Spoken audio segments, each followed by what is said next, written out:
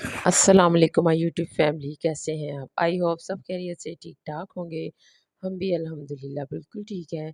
तो ये इस टाइम सुबह-सुबह का टाइम है और बच्चों के स्कूल जाने का टाइम है और मैं उनके लिए जो किचन में आके तो नाश्ता बना रही थी, ठीक है? मैंने उनके लिए सबसे पहले चाय रखी, तो साथ में मैं आज उनके लिए बनाऊँगी आलू के पराठे, ठीक है? बहुत ही मज़ेदार से बहुत फ्लेवरफुल से बन के तैयार हुए थे। मैंने इसके लिए जो है ना 3 मैंने छोटे-छोटे से आलू लिए थे, मैंने उनको बॉयल करके अच्छी तरह से मैश कर लिया था। उसके अंदर मैंने कटा हुआ हरा धनिया, एक छोटी-सी प्याज़ और साथ में एक छोटी-सी ग्रीन चिली वो मैंने इसके अंदर डाल दी, ठीक है।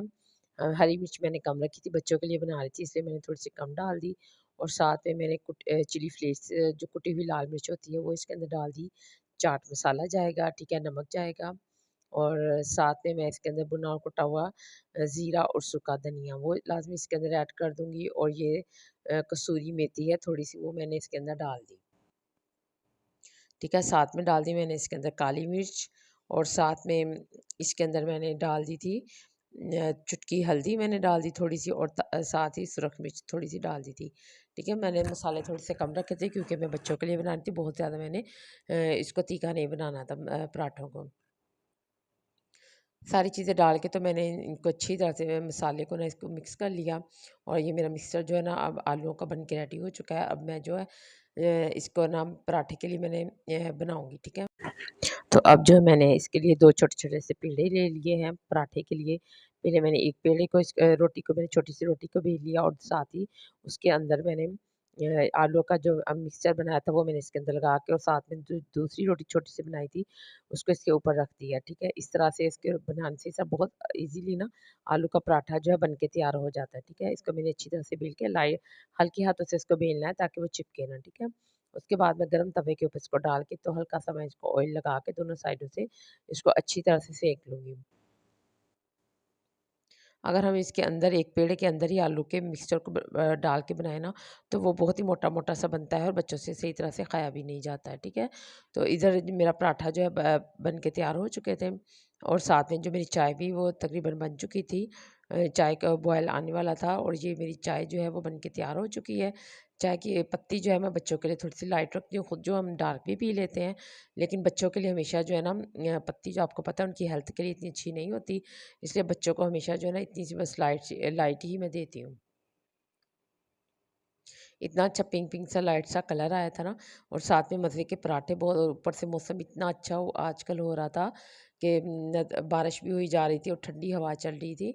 बहुत इतने ऐसे मौसम में तो बहुत ही ज़बरदस्त लगते हैं इस तरह के ना आलू के पराठे और साथ में चाय। बहुत ज़बरदस्त सा नाश्ता जो बन के रेडी हो चुका था। और ये देखिए ये पराठे भी जो बने इसको प्लेट में रखा और साथ ही मैंने जो है ना वो कप्स के अंदर दोनों कप्स के अंदर मैंने चाय डाल दी और इस तरह के पराठों को आप दोपहर में भी ले सकते हैं दही के साथ या फिर केचप के साथ बहुत ही ज़बरदस्त इस तरह के ना पराठे बन के तैयार होते हैं बहुत मज़े मज़े के लगते हैं बच्चों ने बहुत शौक से सुबह सुबह खाए ठीक है जी, बच्चों के जाने के बाद दोपहर का टाइम हो गया, उसके बाद मुझे यही होता है कि मैं अब खाने में क्या बनाऊँ? ठीक है, मैंने जो है ना आज मैंने 1 किलो भिंडी ली थी, तो भिंडी को मैंने अच्छी तरह से 3 से 4 पानी मैंने धो लिया था। इसके ऊपर जो मिट्टी, डस्ट वगैरह लगी थी, इसको अच्छी तरह से हमने साफ़ कर लेना है। करने के बाद जी इसको अच्छी तरह से हवा में रख देना है खुली हवा में या फिर पंखे के नीचे मैंने इसको अच्छी तरह से ड्राई कर लिया था या आप किचन के टॉवल या टिश्यू पेपर से इसका पानी खुश्क कर लें। क्योंकि अगर हम गीली भिंडी को ही इसी तरह फ्राई कर लेंगे ना तो जो भिंडी है ना इसकी जो सारी लेस है ना वो ना बाहर निकल आती है ठीक है। तो मैंने इसके लिए एक पैन के एक कढ़ाई के अंदर मैंने ऑयल ले लिया, ऑयल को मैंने अच्छी तरह से गर्म कर लिया। फिर मैंने इसके अंदर जो भिंडियाँ डाल दी और फिर मैं अपना भिंडियों को लो फ्लेम पे इसको फ्राई करूँगी। तेज़ आँच के अंदर इसको फ्राई नहीं करना है कि इस तरह ये बिल्कुल जल जाती है। इससे हल्की आँच पे हम इसको फ्राई करेंगे तो इतनी अच्छी गोल्डन सी क्रिस्पी सी जो फ्राई है ना वो हो जाएगी। ये आपके सामने है। ये तकरीबन फ्राई हाफ डन हो चुकी हैं। अब मैं इनको निकाल लूँगी। ये देखिए इतनी क्रिस्पी सी है मैंने इनको एक सेपरेट प्लेट में निकाल लिया। ये जब ठंडी हो गई तो इतनी कुरकुरी सी हो गई थी। आराम से एक-एक करके ना उठा के खाई जा रही थी मैं तो इतनी ज़बरदस्त बनी थी, ठीक है। इसी ऑयल के अंदर मैं प्याज़ डाल दूँगी। तो प्याज़ को मैं जो है लाइट गोल्डन सा करूँगी। भिंडियों के अंदर आपको पता है प्याज़ जो है वो ज़्यादा ऐड होता है, ठीक है। इसका मसाला भिंडियों का हमेशा से ज़्यादा बनता है। टमाटर और प्याज़ के साथ ही भिंडी अच्छी बनती है, ठीक है। अगर हम इसके अंदर मसाला कम रखेंगे तो भिंडी जो है वो बिल्कुल भी मज़ेदार नहीं बनेगी।